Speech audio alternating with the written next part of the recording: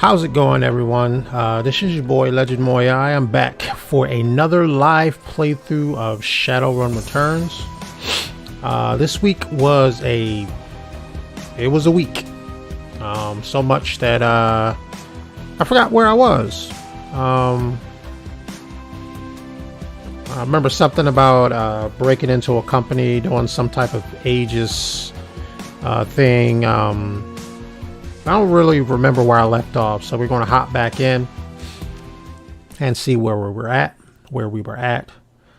The estate from the floor of the Lone Star cruiser. Okay, so I finished everything. When I got outside, Lone Star was there, and they kind of confiscated me and took me to this giant man estate. I believe this is Telestrian, the actual owner of the company that I was in. So yeah, I was in their giant sized mansion. It looks rather lavish, and my character kind of looks like just a scrub. Anyway,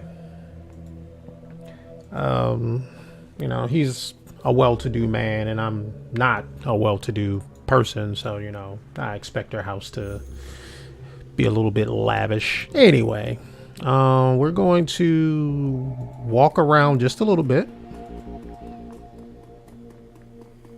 Algernon? What is he doing here? Okay, so I can't go upstairs. It's a weird looking picture. What is that? Can I even go up there? No, I can't. Makes sense. He told me not to. But no, let's go back over here, get some light on here. This is a weird aesthetic of a house. I mean, they got plants kind of like drooping over, not like plants that are just like in things, but they got the whole, wanting to droop things over. What's going on with these polygons, these textures? Oh, okay, whatever. Dragon,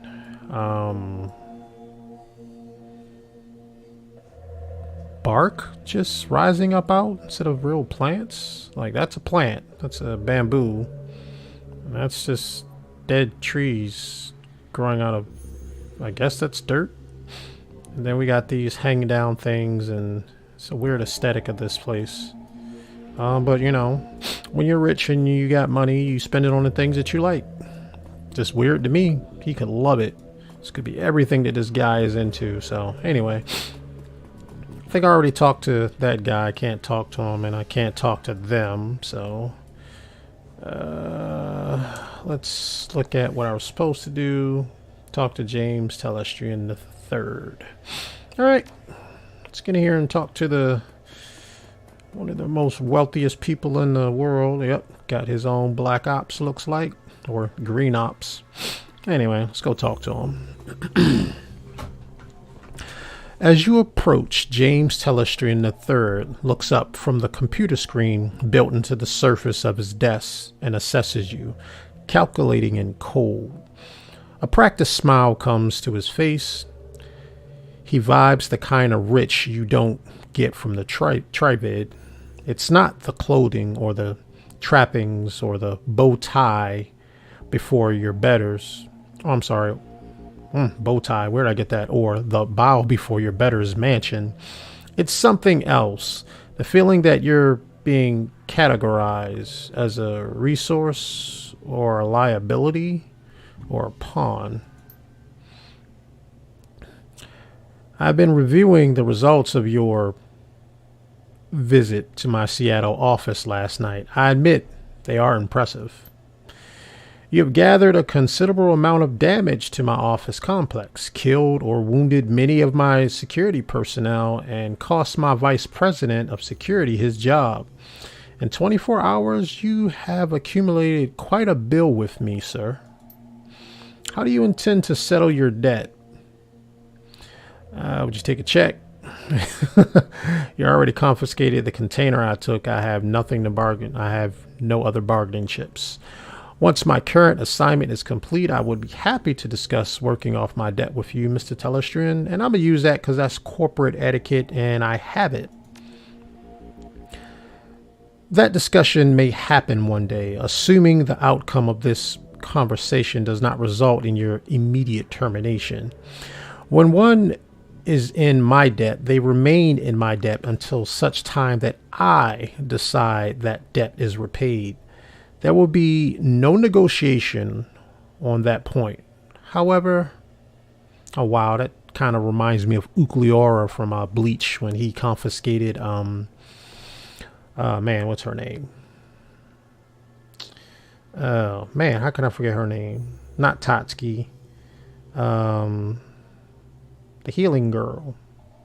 Santu Keshu. Why can't I remember her name? Orihime Inoue. Orihime Inoue. Yeah. Reminds me of that conversation. Of course, that conversation was just cold. Man, he told her she had no rights. I'm not one for using the term rape, but he verbally raped her. I mean, that was just like, he was like, you anyway, just go back and watch that episode where they were in the precipice world, between the worlds, and he kind of, or Hime was going back to try to reunite with everyone. Ukliora popped up and just, you know, after he quickly dispatched the two guards that was with her, he said some just downright horrible stuff to her. Kind of reminds me of how it's going to sound when people are going to be before God with the great judgment. You know, there's not much that you can say. You know, you're going to be standing before complete power. You're powerless, and there's nothing that you can do.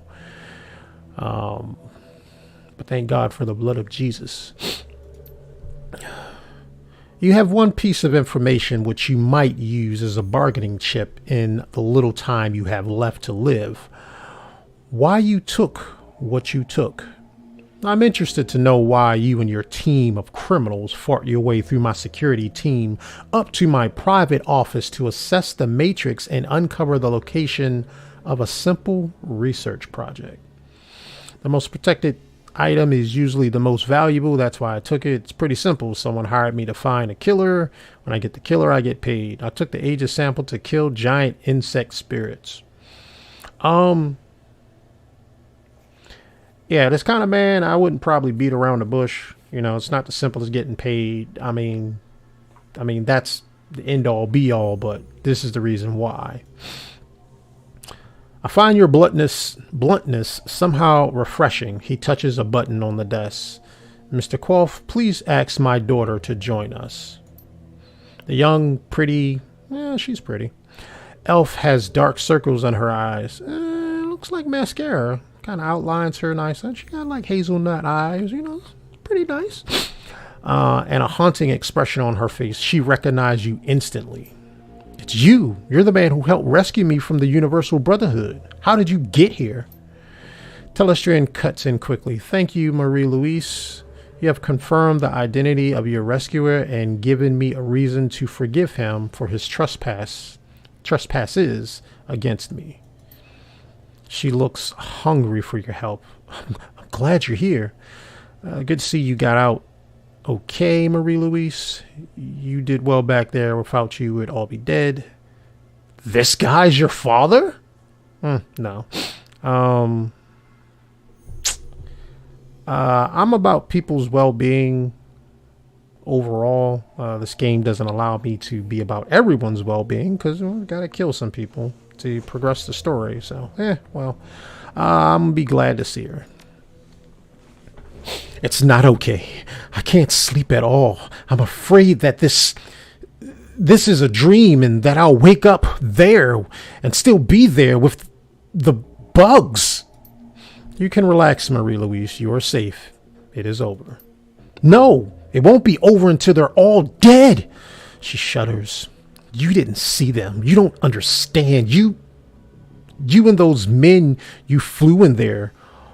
Wait a minute. You and those men you flew in there, all you do is talk. It's just like you to form a committee, Father. I knew that someone had to take action. That's why I got Hakeem involved.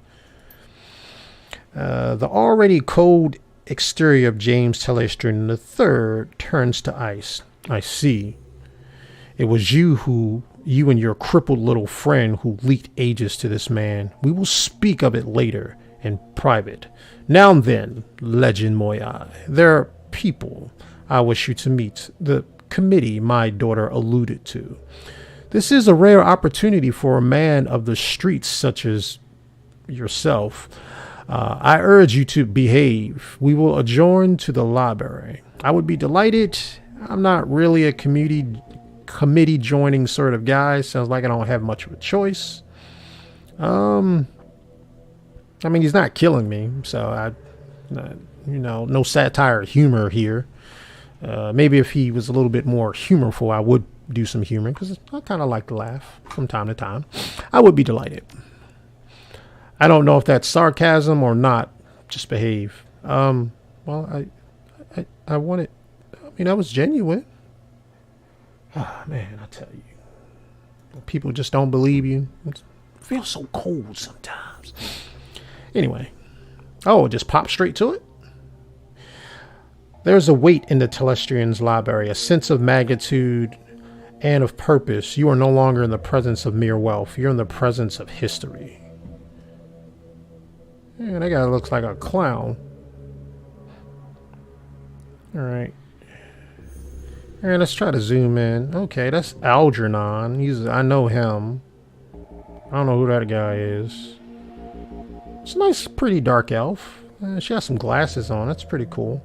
This guy just literally really looks like a jester. And the only thing I can do is talk to James Telestrian III. So that's what I'm going to do. Ladies and gentlemen, this is Legendmuyui. He is the human who saved my daughter and the only one who has faced our common enemy in combat. Brackenhaus? What does the representative of the great dragon Lofweir have to tell us about the magical insect this Shadowrunner uncovered? Okay, that's German. Oh man, I'm not good with German. I got a German friend, but I have not spoken any German. So if I mess this up, let me know in the comments. Brackenhaus speaks slowly with a deep, melodious German accent.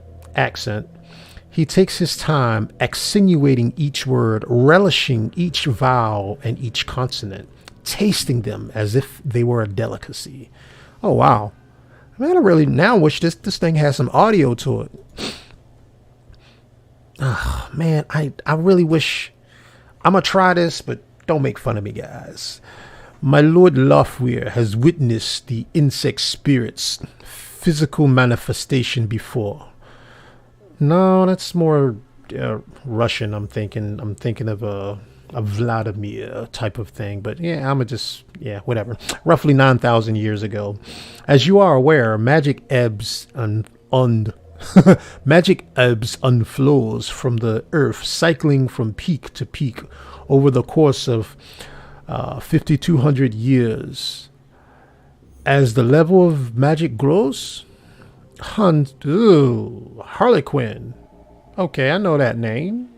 Didn't think he looked like that. I remember him from the picture of I think they had one picture of him in Shadowrun on the Genesis version. I kind of remember the little dice looking eyes. Wait a minute, that's why Harley Quinn looks like a card from Batman? Chris, I'm so slow. Anyway. Hans, dear, I love you, but you could babble on forever, and I believe time is of the essence. The painted elf addresses you. Legendmuyui, is it? Delighted. Why am I giving this guy? It's because he has lipstick on. It's definitely because he has lipstick on. I expect him to speak effeminate, more of a man dressing up as a woman, trying to portray a woman than actually to be what he is. Blasphemous. Anyway, Legendmuyui, it's delighted. The bug you fought was not merely a magical awakened animal like a wyvern or a hydra or anything else in the sixth world. In fact, it wasn't from this world at all. It's the physical embodiment of an insect spirit from another plane of existence. I believe that would explain why I wasn't able to damage it. The spirit itself is extraplanar. Okay, cool. Alginar's eyes you keenly. Bravo, that is precisely the idea. The insect, well, dark skin, elf, kind of nappy looking hair. I expect him to sound like someone from the islands.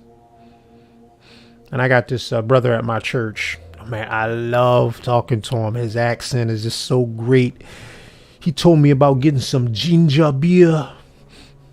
And usually I just get ginger beer just because it reminds me of his accent. I don't know why.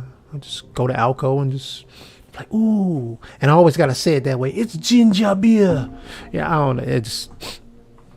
Anyway. Bravo, that is precisely the idea. The insect spirits exist on both planes simultaneously. Whoa, that's weird. I've been impressed with you for some time, Legendmuyui. It is good that you're here. Now, an insect spirit can't simply thumb a ride through ancestral space and show up on Earth late for dinner. Dinner, in this case, being us. Now, an insect spirit can't simply... Okay. That doesn't sound like a complete sentence, unless I'm saying it wrong. Now, an insect spirit can't simply thumb a ride through ancestral space and show up on Earth late for dinner. Yeah, that's an incomplete sentence.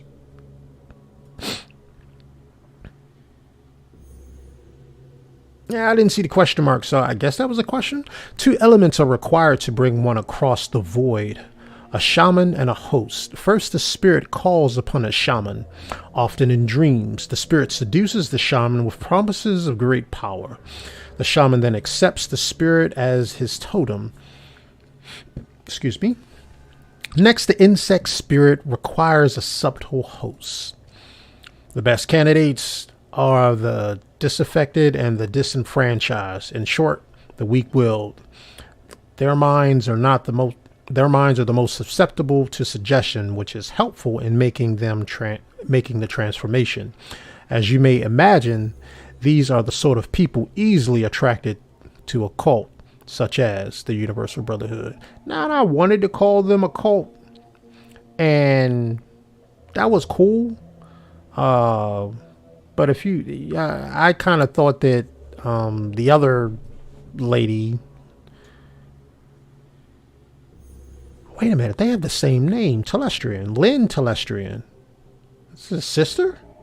Anyway, I kind of thought that, without like the over people being there, it'd be kind of more like a religion. But of course, now they've verified it's a cult. Of course, I think everyone who doesn't subscribe to a religion thinks that religion is a cult. I don't know why they would think that way, but I think a lot of people do. People see Christianity as a cult because they don't understand, and because Christianity is full of imperfect people trying to follow a doctrine that is perfect, but they do it imperfectly. And so people blame the religion on the people who are failing to do it. My sensei and I had a conversation once, and I told him that you can't blame the actual institution on the people. It's like a person who joined a martial art and they're a white belt, but you are expecting 10th degree black belt standards from them. Person can't do that, but even the 10th degree black belt could probably get beat up from a sneak attack. I mean, no one is impervious to a sneak attack. We watch too much anime to think that, people have this omniscience that they can just sense anything in martial arts, some type of mysticism like that. But Christians, and I can only speak for Christians because that's the only religion that I am deep into and know a lot of the ins and outs. But, most Christians don't know everything there is in the Bible. Most Christians have not read the Bible front and back. And a lot of them don't even understand half the stuff that's in there. Certain things such as slavery, which is okay in the Bible. The things that are not okay when it comes to slavery is this thing called chattel slavery. That's when you forcefully take someone from their homeland and you sell them. The Bible is strictly against that. So for those people who might have got off, got their panties in a bunch when I said that, slavery is cool, as far as the Bible, you have to understand what slavery in the Bible is. It's the employer-employee scenario. So it's when a person willingly sells themselves or puts themselves up that they're going to work for somebody for a wage. That's how slavery is in the Bible. Just go back and look at Exodus. That's one of the first things that God told the children of Israel about and how slavery should be done once they came out of 400 years of being slaves to the Egyptians. So, yeah, there's a proper way to have slaves and there's a improper way to have slaves. And just like sinful people are, we typically do the wrong thing and then we blame the institution that is actually out there, that is actually has benefits for all. We look at the sinful ways of man who corrupts and twists things and it's like, aha, that doesn't work. No, the corrupted people make it so it doesn't work, not the institution itself. Because unfortunately, there are going to be rich people and poor people across the ages. Why? Because the poor people have a poor mentality. And we can debate about that back and forth all day. But at the end of the day, there are some people who aspire for greatness and there are some people who don't. They just want to blend in. And those people who just want to blending in does not amass wealth. If we're talking, finances, if you want to talk about rich or wealthy, it just doesn't. You have the people who produce things and you have the people who just consume. The YouTubers who, people flock to their channel because they make good content. Well, those people are producing something. Everyone else who's just looking at things, well, they're not doing much. So there's this difference of people, not to say that anything's wrong with either one of them. It's just that somehow, somewhere, the evilness of a man's heart or a woman's heart gets corrupted in that and it makes it bad. And so, yeah, this solidifies that the Universal Brotherhood is indeed a cult. This is the brother of Lynn Telestrian. Now, this is just to say not everyone within the Universal Brotherhood, just like it is in life, not everyone within that cult is, it's just like Christianity or any other religion. People don't know everything that's in it. And if you're going to be a Christian, essentially God, Jesus is the end all be all. We don't know everything there is to know about Jesus, but we know enough to get saved and how to live on earth. But all the, what was he doing before he made heaven and earth? And, none of that's outlined specifically in the Bible. Anyway, finally, by performing what has to be a truly disgusting ritual, the shaman serving the insect totem implants the spirit into the host, willingly or not. Then it's feeding time. Harlequin is man, I really wish I could do this. I have it in my head how it sounds, but my voice just can't do it. Harlequin is correct. The insect spirits will then slowly consume its host while transforming it into the spirit's own insectoid body, thus manifesting itself fully on this plane. What's this have to do with the great dragon and an elf who looks like cosmetics? Whiz, bugs from another dimension need killing. I get it. I don't like the sound of this. Yeah, I don't like the sound of this. You shouldn't. It's bad. Really, really bad. The initial bugs prepare a nest for the summoning of a queen. Once a nest has its queen, she literally explodes with newly manifested insect spirits. They swarm out of the nest, feasting on all the flesh they can find, and implant more insect spirits into the fresh corpses again and again and again. The room falls silent as they all consider the scenario with faces grim. Telestrian breaks the silence. This is not an infestation, Legendmuyui. It's an invasion. My Lord Lawfrey knew this day would come, but he did not know precisely when or where. That's the one thing that I don't like about gods being written into science fiction like this. I'm sorry. I'm expecting the Christian God when you say the word God. And when everyone else writes God in, their God is flawed. The God doesn't know anything. The God, misses things like, oops, I didn't know that was going to happen. Every God that is written in science fiction is not all powerful. The Christian God is all powerful. He is the Alpha, the Omega, the beginning and the end. Pretty much he has given all humans free will, but in giving us free will, he still knows what we're going to do. And that's the amazing thing. It's like he created a movie, and the movie is everyone's lives jumbled in together, and he's already seen the movie.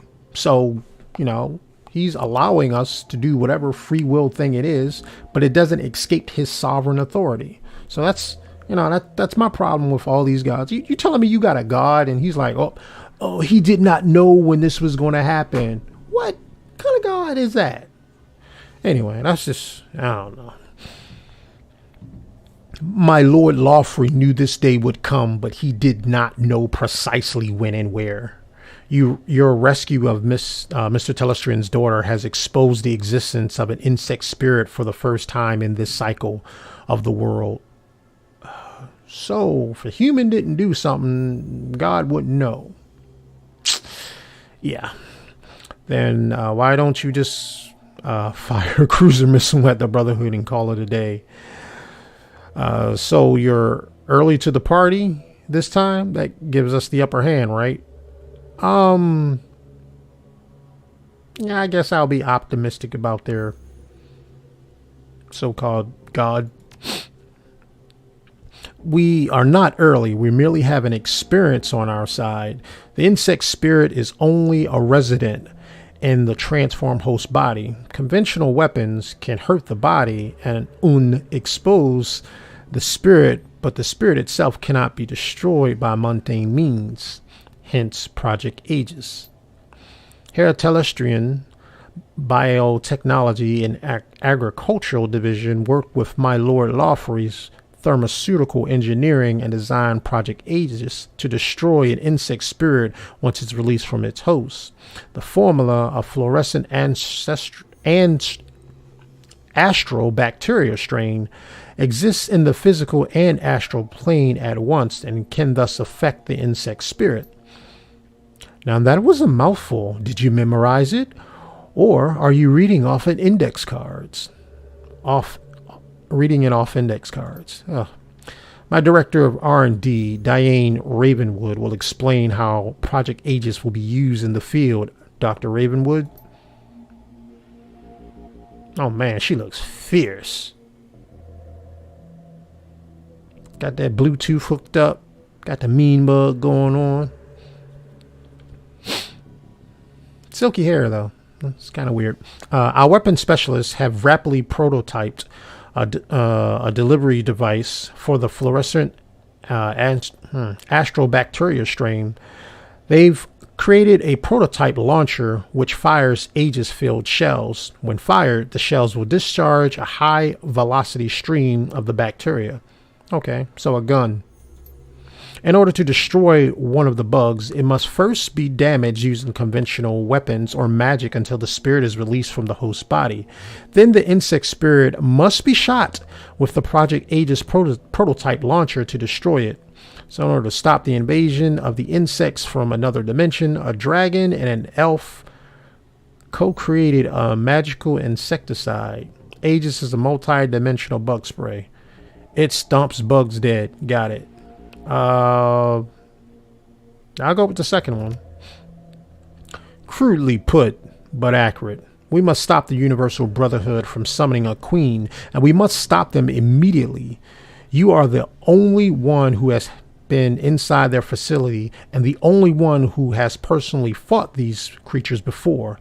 That, along with your highly effective assault on my property, indicates that you are the ideal person to lead the attack. I'm flattered. Glad you're convinced, because I'm not. No one's ever used this magical bug juice before. What makes you think this Project Aegis will actually work? Yeah, that's where I'm gonna go. Because science. He grins and his red lipstick catches the light. Ill? Because it has to. Okay. As a Christian, I have to have a position on all things as God has. The scripture says it's an abomination for a man to wear anything pertaining to a woman, and it's an abomination for a woman to wear anything pertaining to a man. Lipstick is meant for women.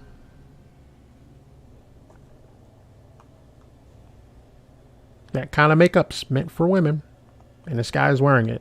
So if God calls it an abomination, other things, he calls them sin. He calls them a transgression. What's the I one? Oh man, begins with an I. It'll come back to me. But if God uses words such as he does to describe sins, there are a few things in the Bible that are called an abomination. Homosexuality is one of them, because it is a great offense to God. God made man and woman. He made them in his image and in his likeness. And besides, he's the creator. So if he created something and he knows exactly the ins and outs of it, he knows the intricacies of the male body, the I'm getting tongue tied. The details. That's what I'm gonna go. I'm a dummy it down to the word that he knows the details of a male body and a female body. So he knows everything he can, what will work for its good and for its ill. The same thing for the female body. So he knows that when he made man for woman and woman for man, that was the best psychological compatibility for each. When we go to try to do something completely outside of it, for one, we are the creation saying, hey, the creator, you did something wrong, which is never the case. If cars could talk and a car said, hey, I'm a boat, and the creator of the car knew that it was going to be a car when it was created, you would look at the car and say, no, you are a car. You can't be a boat. If you go in water, you may float for a little bit, but you're not going to survive like a boat has. They have different designs. So if God calls something an abomination, it is an abomination. He's the creator. And one thing that I will say, that the scripture says, the reason why everyone wants to make it so that, everyone wants to be okay with it, is pretty much a scripture. We got the scripture in St. John 3:19 and says, and this is the condemnation, that light has come into the world, and men love darkness rather than light because their deeds are evil. We are evil by nature. No one has to teach a child how to sin. No one has to teach a child how to lie, how to be selfish. It's just in our nature. And so as we grow up, we do other sins by instinct. And that's what it is. Come on, kid. When fate taps you on the shoulder, you've got to pay attention. Unfortunately, she has a nasty habit of tapping on the opposite shoulder so that when you turn around, she's on the other side giggling like a deranged schoolgirl. I hate that. Enough. Are you willing to undergo this mission, Legendmuyui? You had me at killing bugs. Show me how to use this Aegis and then get it done. I'm a professional and professionals get paid for their work. I assume that serving all of mankind involves compensation. My job is to bring the killer to justice, not lead an assault against monstrous. I mean, now it seems like I would be lighthearted with this whole conversation because like they're asking me to do something and I'm capable of doing it. So, you know, like, all right, let's get it done. So you had me at killing bugs. Show me how to use it. Excellent. He claps his hand as if seeing a circus for the first time. I love the way that the short-lived are willing to die even faster. It's very inspirational. I mean, Harley Quinn, you're not human? I got to get back to my Shadowrun lore. Brockus raises his hand and Harley Quinn clapping instantly stops. There is one final note, a warning, if you will. You have seen the danger the insects represent, but you have not witnessed the shaman's power. The shaman must tap into the powerful source of magic in order to summon a queen. We do not know what abilities that power source will grant. Beware of the insects, but do not underestimate the shaman. Oh, I got a lot of money. Hey, don't scare the kid, Hansel. We still need him to go on the mission. By the by, I'm coming with you, Legendmuyui. I wouldn't mind seeing these creatures for myself. I missed them last time. Telestrian will bankroll you so you can hire the rest of the team. Find me when you're ready to go and we'll bug right out here. And we'll bug right out of here. Oh, cool. Puns. Telestrian. He sighs. You speak with Harley Quinn when you're ready to depart. If you wish to acquire personal supplies for your mission, find my assistant, Quoth. Is it Quoth? He's going to be Quoth today. You're going to be Quoth. He's highly resourceful. Okay. That was interesting. I'm going to speak to Algernon because I'm like, yo, dude. May I provide spells, spirit foci, or fetishes to help you on your critical quest? Man, I got a question. Speak it. Are you spying me at the Seamstress Union? His eyes widen at the question. You mistaken your importance, Legendmuyui. Wow. That's a humbling statement. No, I was not spying on you until Mr. Telestrian's summons. You were beneath my notice. I saw you only as a customer. Now, do you require my magic? Are you really here? Algernon's face takes on a dreamy expression. Are any of us? Yes, Legendmuyui, I am here and at the Seamstress Union and a myriad of other places. On to the work at hand. Do you require my magic? Yo, dude, who are you? I'm a peddler of magical spells, spirits, and foci, nothing more. Truly? No. Do you require my magic? Well, at least he's true. No, I'm not a magic user. That was...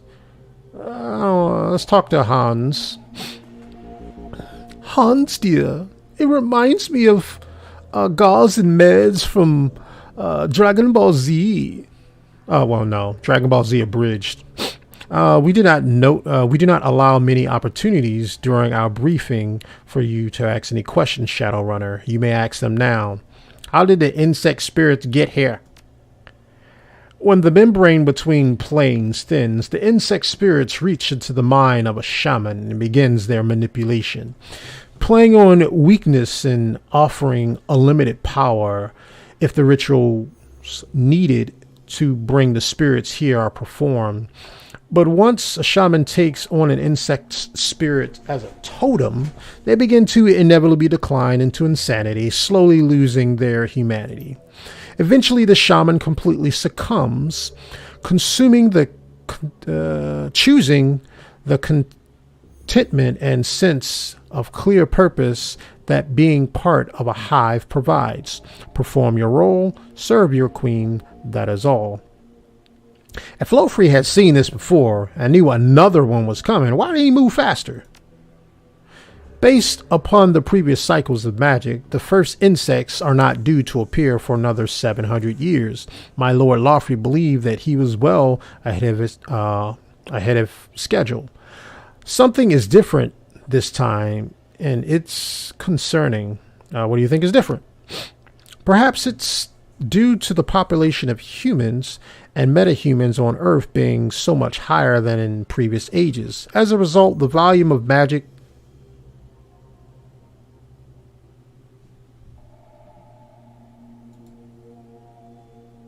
I'm sorry, I thought I saw something, but I didn't see something. Where was that? As a result, the volume of magic created by sentient beings is corresponding higher. Or perhaps it is the density of the population coupled with the advances of society and technology that has altered things. Magic has never returned to a world like this one before. The density of sentient creatures, coupled with the density of information, coupled with the new concept, I knew something was wrong. Coupled with the new concept, the technological presence of memory heightening society's existential angst, thus more people realize how truly horrible existence is simultaneously. That in itself may be a form of magic. Lofrey is studying the question now. A god that is studying. What's it like studying a dragon? I really don't care about that one, but for the sake of this being a playthrough, I'm gonna go through it. The German man's eyes narrow. Do not misconstrue my relationship with Lord Lofrey. I do not serve. I should go. Yes, good luck.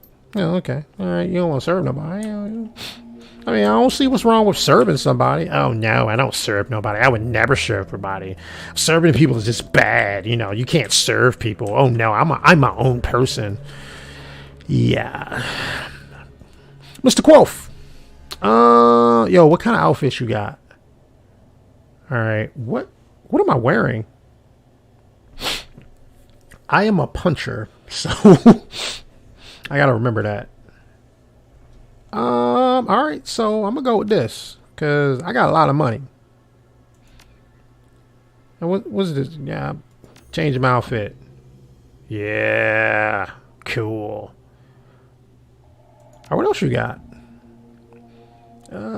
Show me your gear. All right, I got a better shotty because I do have a shotgun.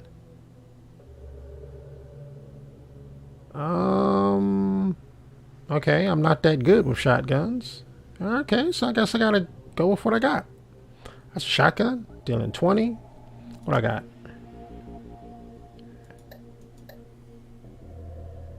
18 and 18. All right, there's one dealing 20. So I'm gonna go with this one. Cool. What's this? Oh, got all three. Got 3 shotties. Man, I'm shotted up. No thanks. Let's see what else I can do. Where we at? Do I have any karma? I think I got some. All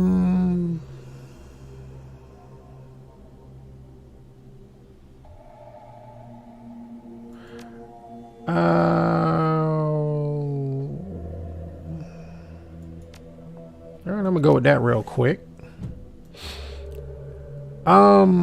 Wait a minute. I wanted to buy some like medical stuff.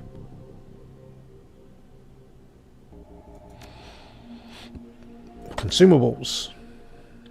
Yeah, that's the type of stuff I wanted. Let's get a few of those. Let's get a few of those. Oh, cool. Man, I had nothing. Okay, I'm good. Let's talk to Marie before we head off on this lovely journey. Yo, Marie, how we doing? I was listening. It sounds bad. Yep. Thank you for everything. I'll be fine. Could be worse. Could be raining. She smiles. It's Seattle. You look like you have a question. Why were you locked up at Brotherhood? Why did Lynn Terrestrian want you? Was it Harkin who helped you in the Matrix? She smiles. In love?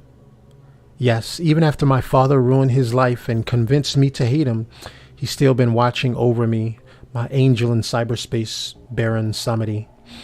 After we escaped, I told Hakim about the Brotherhood and about the bugs. It was his idea to steal Project Aegis so you could go back into the Universal Brotherhood and exterminate the bugs.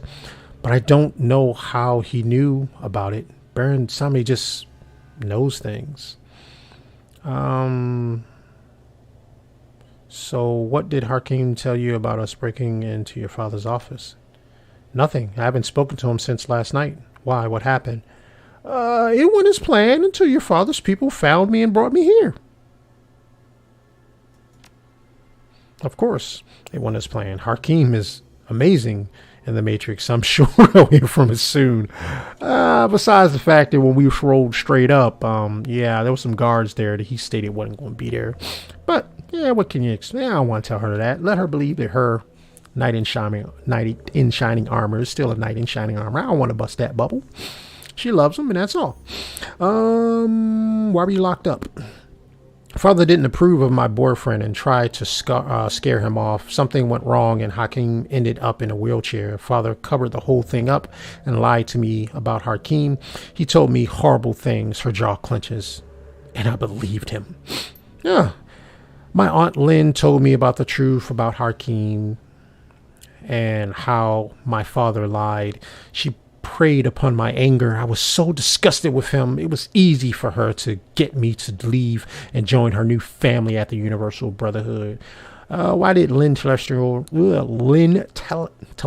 and the Universal Brotherhood, what did Lynn Telestrian and the Universal Brotherhood want with you? Aunt Lynn was very excited to have me there, almost manic. She told me about the inner circle and how it was going to be. How I was going to be at its center. She told me I would be the queen. The way she spoke, it was as if she'd seen God or something. Yeah, I want to know what that sound like. I really want to know what that sound like. Because I seen God. And I want to know if the way I talk is like, if I've seen God. I think too many of these people have a twisted way of how they see Christianity or cults. You know, the creepy people who say they've seen, well, you need to come with me to go to church. Man, ain't nobody talking like that. Straight up tell anybody, hey, why don't you come with me to church? They say no, okay. Then I go on to salvation, because church is just a place that you go, but salvation can be done anywhere, anytime, any place. But it's not God she sees. It's bugs. Only bugs. I should go. Oh, that's so cool. Master Chief says that. Oh, I'm not Master Chief. Commander Shepard says that most of the time when he needs to go. I should go. All right. I think I'm ready to start something. I'm probably not going to finish it, but I'll probably start something. Are you ready to get knee deep in ectoplasm? Yeah, let's go stomp some bugs. His eyes lighten up. I thought you would never ask. Man, what is that? Oh, no, I need that item. I want to replace that one. I suppose you should know, Telestrian's technicians only had time to create a few prototype Aegis launchers. I'll be taking one, naturally. Another's for you. Treat her well. If you want additional bug-splattering firepower, James has agreed to allow one of his personnel elite guards to accompany us with the final prototype weapon. And now, let us away. We have a date with Destiny, and she doesn't want to be kept waiting.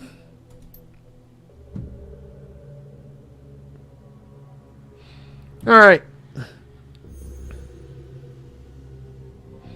I'm going to bring that person along, because I think I'm going to need people, and there's only one ride or die person I'm going to bring with me, and that's Coyote. We're going to pair this time. Wait a minute, unless the Nephilim Network has my girl, Shannon Halfsky. Shannon, she was cool, like a Native American lady. All kind of cool and, you know, nice with her shamanistic powers. Nah, none of that. All right, come on, Coyote. We're going to ride or die. We're going to Universal Brotherhood. We're going to break in. The hunt begins. Your return to the Universal Brotherhood is anything but subtle. The team hits the same back door Coyote found, and you storm through quickly, making your way into the restricted areas of the room where you last met Jessica. At first encountered the bug. You stand there together, listening to the sounds of chittering coming from the somewhere distant. Harlequin stares into the darkness, humming tunelessly, while fingering the sword on his hip. Fingering the sword? Like twiddling it in between his... I don't know.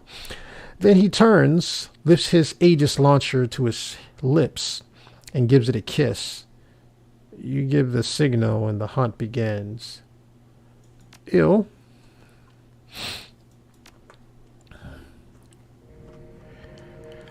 The side door you found last time you were here was helpful. We avoided all those Universal Brotherhood spa cult yahoos. Telestream was right. You're a real value add. Harlequin grins a wide predatory grin. Both sets of his pearly white teeth, offset by the livid red. Now the fun begins. Alright, man, let's go. Alright. Harlequin, you take the lead. Open that door. Okay. That's a normal person. Alright. Normal person it is. We are going to get in there with the chop. Woo! Harlequin, you hit hard. Alright, I'm gonna get this here. Yeah, this guy in here. And what else you got? Okay. You got a better hit. 82, cool. Alright, that works. Coyote, you're gonna come in there and get like new type of protection. Oh, there are 3 people in here. Brotherhood Gunner, and a mage. I should have been hitting this person up. Can you kind of like get that up? Sweet. Oh, wait a minute. What? Oh, Harlequin, you're taking damage. All right, Legend. You know what we do.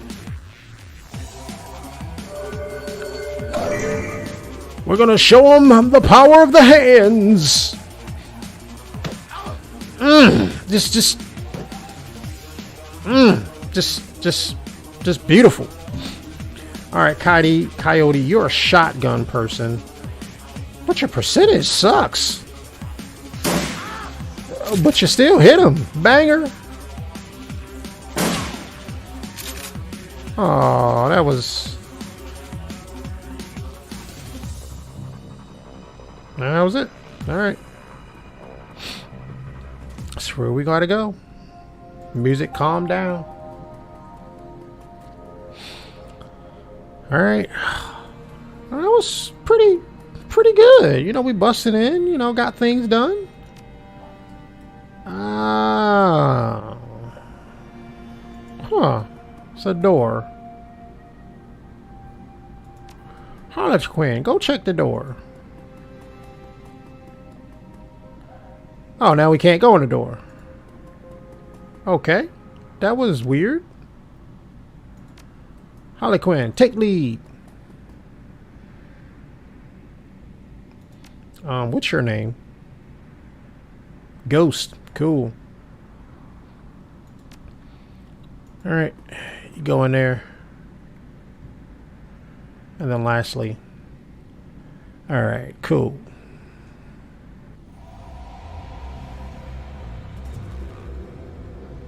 Actually, I don't want to get too deep into it. I want to get into a nice fight, so I think I'm gonna cut it here. Because I can. I don't really want people to get all caught up in it, and you know, I gotta cut it off mid-fight. So let me make sure I can save. Yeah, I can save. So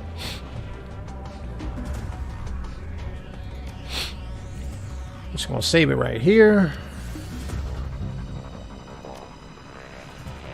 And then I'm going to exit out.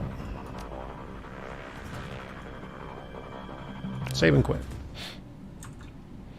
Alright, if this is your last piece of entertainment of the day, which I do hope it is, I hope that you will take this time to actually better yourself, do something that is more beneficial for you, work out, work on a song, work on making a video game, whatever it is that you choose to do. If you're a dancer, hey, get that dance on. If you want to know gymnastics, work on that gymnastics, get that tumble just right. If you never rode a bike before, you want to learn how to do that, go ahead. Whatever it is that you want to do, take time to learn how to do that.